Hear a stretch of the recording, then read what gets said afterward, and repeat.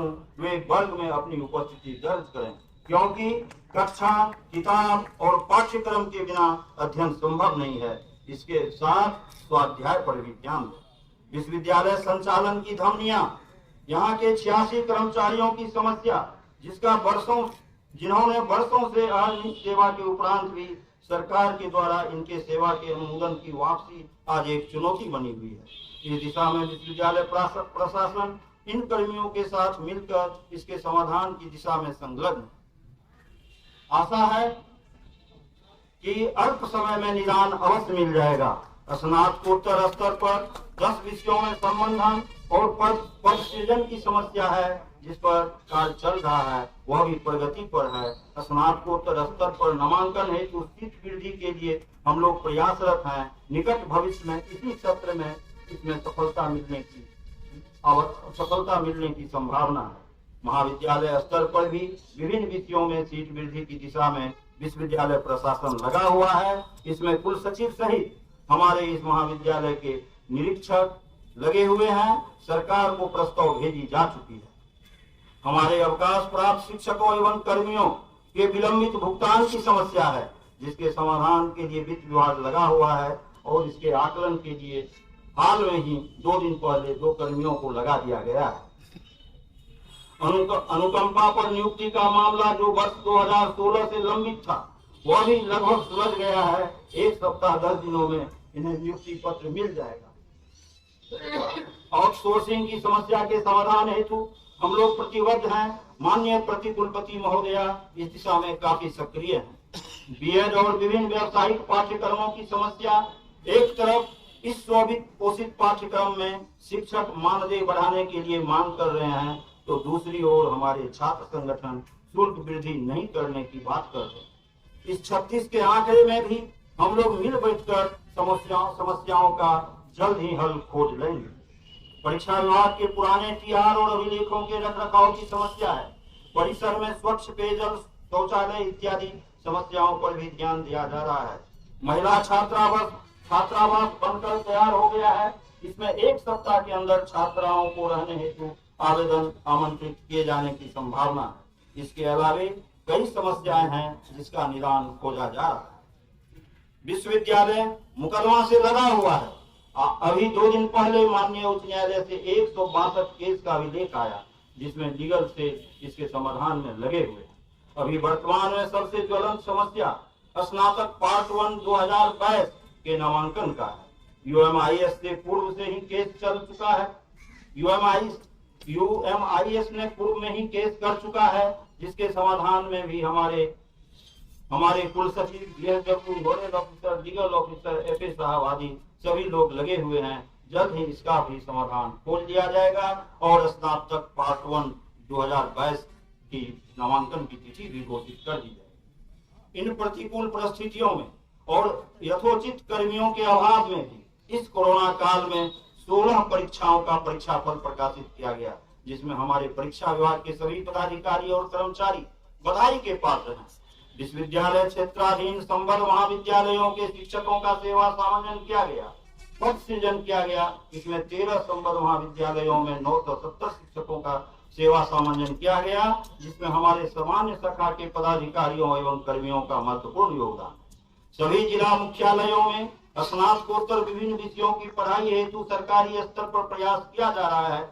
इस विषम स्थिति में भी शोधार्थियों के लिए सभी विषयों का पीजीआरटी कराया गया। पैट 19 के छात्रों का शीघ्र ही पंजीयन पत्र निर्गत किया जाएगा। इसके लिए अकादमी शाखा को निर्देश दे दिया गया है। पैट 20 की परीक्षा आप लोग जानते हैं पूर्व में भी 2-3 बार घोषित हो चुकी है और इसकी परीक्षा अब बहुत जल्द ही इस सप्ताह के अंदर इसकी तिथि घोषित कर दी जाएगी। आज मेरे लिए भूपेंद्र नारायण मंडल विश्वविद्यालय एवं इसके अंतर्गत सभी महाविद्यालयों एवं स्नातकोत्तर केंद्र के बहुमुखी विकास करना एवं उसे समृद्ध बनाना मेरा मिशन है, मेरा संकल्प है और यह मेरा एक प्रतिबद्ध अभियान है। छात्रों की पढ़ाई, समय परीक्षा फल प्रकाशन, लंबित परीक्षा फल को शून्य करना, छात्रों को कक्षा तक लाना, उनके समस्याओं का त्वरित निष्पादन करना मेरी पहली प्राथमिकता है। खेल के क्षेत्र में भी हमारे खेल पदाधिकारी काफी सक्रिय हैं और खेलो इंडिया के तहत भी हमारा बहुत सारा काम हो रहा है। विभिन्न महाविद्यालयों के में परंपरागत शिक्षा पद्धति के साथ साथ व्यावसायिक शिक्षा पद्धति, तकनीकी शिक्षा प्रबंधन, पत्रकारिता, एनसीसी को पाठ्यक्रम में सम्मिलित करना, योगा की पढ़ाई करना इत्यादि भी कार्यसूची में संलग्न है। विभिन्न महाविद्यालयों विश्वविद्यालयों को नेक से मान्यता दिलाना मेरी सर्वोच्च प्राथमिकता है। नेक के मानक पर विश्वविद्यालय के उत्तरी परिसर को सजाया जा रहा है। हमारे शिक्षक नेता एवं स्नातकोत्तर विभाग के सभी शिक्षक नेक कोऑर्डिनेटर सहित इसमें अहम भूमिका अदा कर रहे हैं। नेक के लिए आधारभूत संरचना के साथ साथ शैक्षिक उपलब्धियों की भी आवश्यकता है। इसके लिए हम शिक्षकों को भी इस दिशा में तैयार होने के लिए आह्वान करता हूं। इसकी प्रतिपूर्ति के लिए शिक्षकों के प्रोन्नति का काम भी चल रहा है। राज्य सरकार के जल जीवन हरियाली और हर परिसर हरा परिसर के तर्ज पर हमारा उत्तरी परिसर सज रहा है। अंत में हम अपने छात्रों से आह्वान करता हूं, आप ही विश्वविद्यालय की संजीवनी है, आपका सहयोग होना ही हमारा भविष्य है।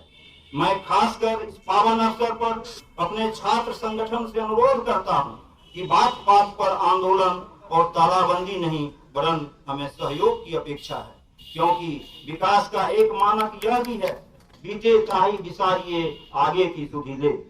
अंत में मैं पुनः सभी आगत सुधीजनों का आभार व्यक्त करता हूं, पुनः हार्दिक अभिनंदन करता हूं तथा मैं छात्रों, अभिभावकों, विश्वविद्यालय पदाधिकारियों, कर्मियों से यह आशा करता हूं, जिन्हें जो दायित्व मिला है उनका पालन करते हुए समस्या रहित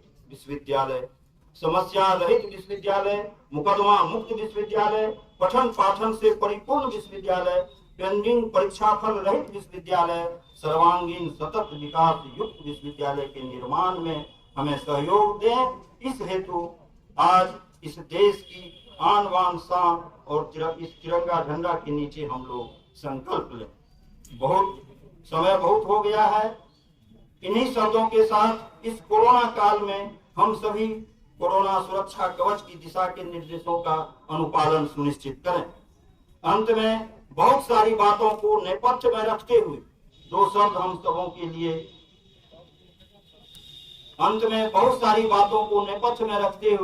जो समय ही बताएगा आगे आने वाला, हम सबों के लिए दो शब्द चलते रहें कदम से कदम मिलाकर हम सब, चलते रहें कदम से कदम मिलाकर हम सब, किनारा जरूर मिल जाएगा, समस्याओं से लड़ते रहें हम सब, समाधान जरूर मिल जाएगा। इन्हीं शब्दों के साथ जय हिंद, जय स्वतंत्रता दिवस, जय भूपेंद्र नारायण मंडल विश्वविद्यालय।